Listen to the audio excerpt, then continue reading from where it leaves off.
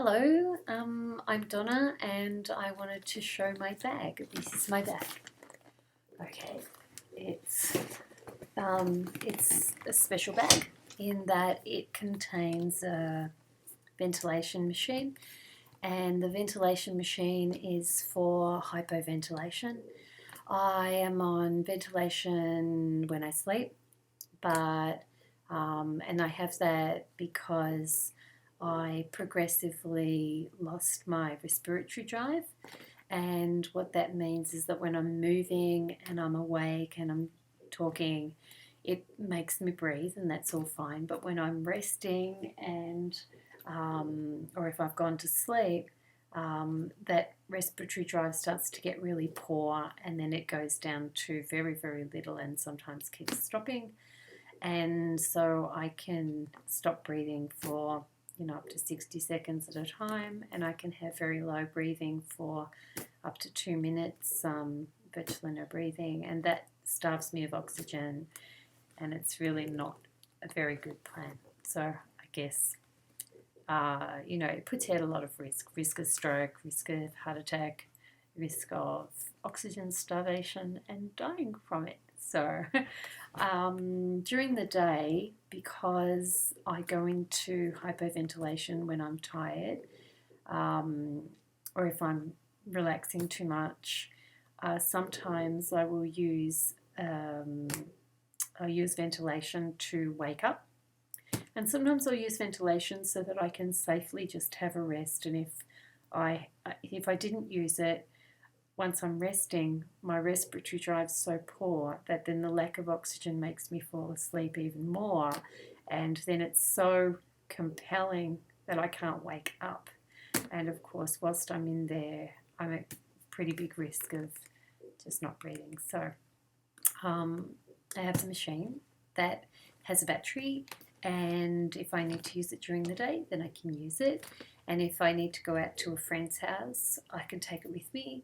And that way, if I stayed over, or if I was a passenger in a car and I was falling asleep in the passenger seat, I can use it. And so I thought I would show what that's all about, which is here. So here's my bag, and then I go inside of my bag like that. And you can see in there is my kind of machine stuff. So this is the mask. Okay, that's my mask. And there's tubing, which is this gear here. And this runs to the machine. And the machine, if I can just try and show it, is this little guy. Yep, it's like this. And it's running to a battery, and the battery is a little slim guy like this. So that runs for 4 hours, and it's all charged up, and it fits in its little compartment in my bag, which is really brilliant. And so if I'm going to use my machine, then what I do is I just reach into my bag and I turn on the battery, and it's now going to carry on and beep at me, which is its way of saying, hey, you've got the battery going, but you haven't got your mask on and your machine's not on. So it's going to carry on until I put this on. So just to give you some idea, this is kind of like, I suppose it's a bit like being a spaceman, but it's kind of normal in my world. And the machine picks up that I've started breathing, and it's just turned itself on. And what happens is it's actually giving me air, and then it's cutting out and allowing the air to come back out. So it's supporting my breathing that's coming back out and the breathing that's coming in. And once I get enough of that that breathing going, I get a lot more awake. But if I was to stop breathing, like at the moment, I'll stop breathing.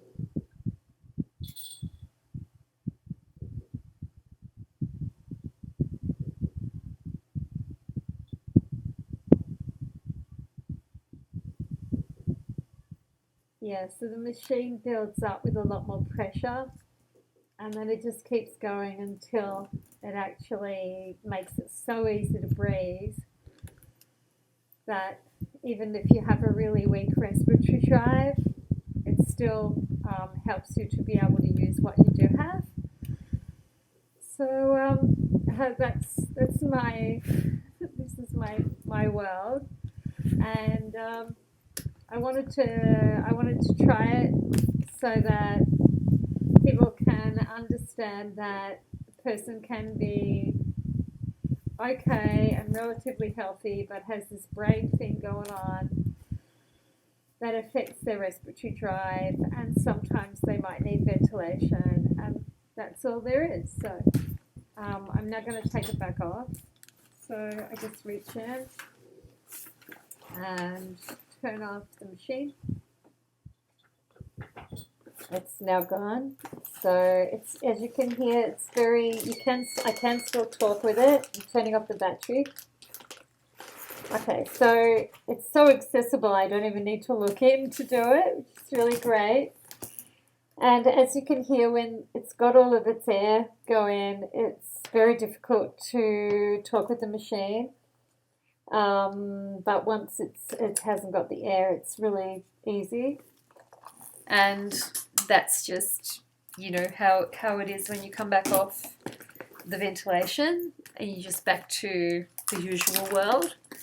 And now I just grab all the tubing, put it back in the bag, just like that. Put my mask in the bag, just close it all up, and there it is. Yeah. So I also have a rucksack, and so if sometimes when I'm on like computer or something, I'll start to hyperventilate, and that makes me pretty dizzy, and I start to get really sleepy and start to go like this, and it's really hard to stay awake when you're lacking oxygen. So sometimes I will get really annoyed at having to go back to bed just to use the machine. But usually if I've used the machine for half an hour or so, I'm really awake again and everything's okay and it's regulated again. So I have a little rucksack, and I can use all this kit in the rucksack and just walk around the house like a spaceman. And I can go and do the cooking if I need to do the cooking. I can go on the computer. I can sit and watch the telly. Oh, I can do that with this one.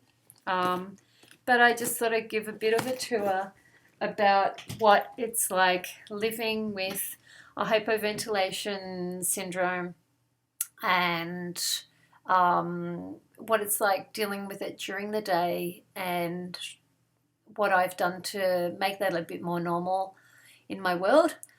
My hypoventilation syndrome is not a congenital one, so I don't have CCHS. Mine's an acquired one, and usually acquired central hypoventilation is from things like a brain tumor or MS or Parkinson's or heart failure, chronic obstructive pulmonary disease, that sort of stuff.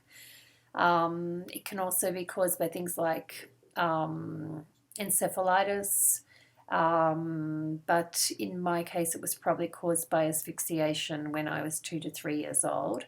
And when I got older, I had a very long-term 7-month respiratory infection, and after that the condition progressed to the point I needed ventilation, and then it went further. It got worse when I had 2 surgeries and chemo for breast cancer, and then it got worse. So that's all right. It is what it is.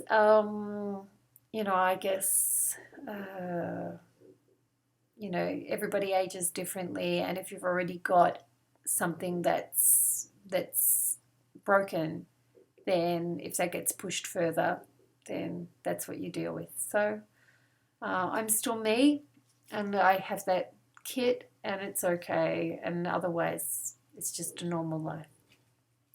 Bye.